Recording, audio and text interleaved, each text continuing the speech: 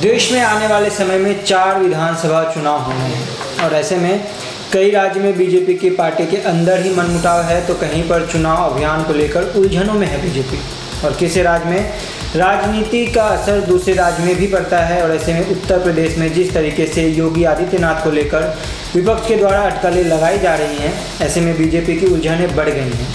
ऐसे में कौन से ऐसे 4 राज्य हैं जहां पर बीजेपी डवाडोल हो सकती है, चलिए इस पर एक नज़र डाल लेते हैं और साथ ही हम कारण भी समझेंगे।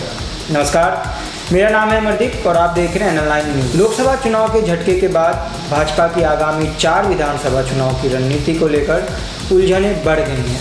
पार्टी आक्रामक और संतुलित चुनाव अभियान को लेकर एक पेशकश है। एक वर्ग का मानना है कि विपक्षी के दबाव में आने के बजाय पार्टी को पूर्व की तरह अपना आक्रामक अभियान जारी रखना चाहिए।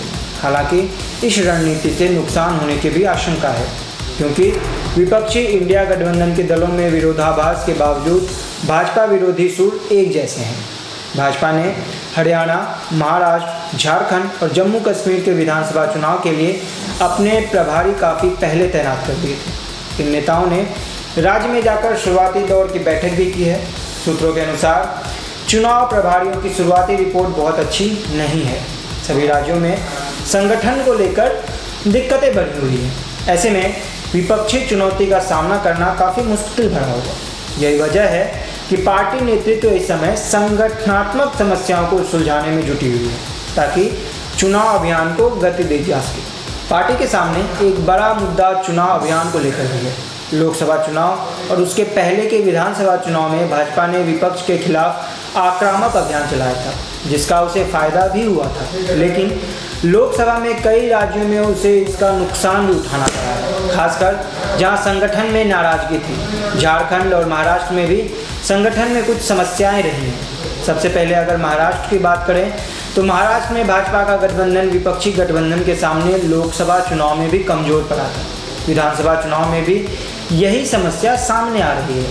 पार्टी के लिए अपनी गठबंधन के मुख्यमंत्री के चेहरे को जनता के सामने पेश करने में भी दिक्कत आ रही है, क्योंकि एकनाथ शिंदे के नेतृत्व में एनडीए को बड़ी सफलता मिलने की संभावना नहीं है। भाजपा के भीतर उप मुख्यमंत्री देवेंद्र फडणवीस को आगे रखने की मांग बढ़ रही है। अजीत पवार पर फिलहाल भरोसा नहीं किया जा सकता है।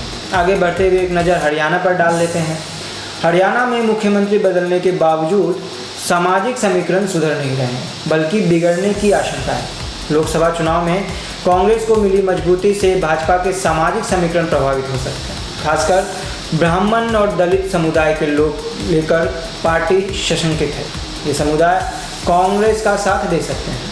वहीं जम्मू कश्मीर में घाटी में भाजपा की समस्याएं बरकरार है। पार्टी को अभी तय करना है कि वह घाटी की सीटों पर कैसे चुनाव लड़ेगी, अपने उम्मीदवार उतारेगी या कुछ निर्दलीय को समर्थन देगी। जम्मू क्षेत्र के लिए पार्टी की तैयारी तेज हो चुकी है और वहां बड़ी सफलता मिलने की उम्मीद है।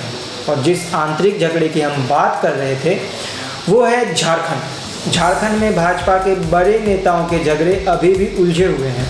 पूर्व मुख्यमंत्री बाबूलाल मरांडी और अर्जुन मुंडा के बीच तनाव की खबरें केंद्र नेतृत्व को परेशान करते रहती हैं। हालांकि शिवराज सिंह चौहान समेत 2 बड़े नेता चुनाव प्रभारी रूप में इस प्रदेश में तैनात हैं और आज यानी शनिवार को अमित शाह भी रैली कर रहे हैं। पार्टी को उम्मीद है कि झारखंड में जल्द ही बेहतर हालात में चुनाव तैयारी शुरू हो जाएगी। तो क्या राय है आपका इस विषय पर, हमें कमेंट करके जरूर बताएं और बाकी के खबरों के लिए देखते रहिए एनएल न्यूज़।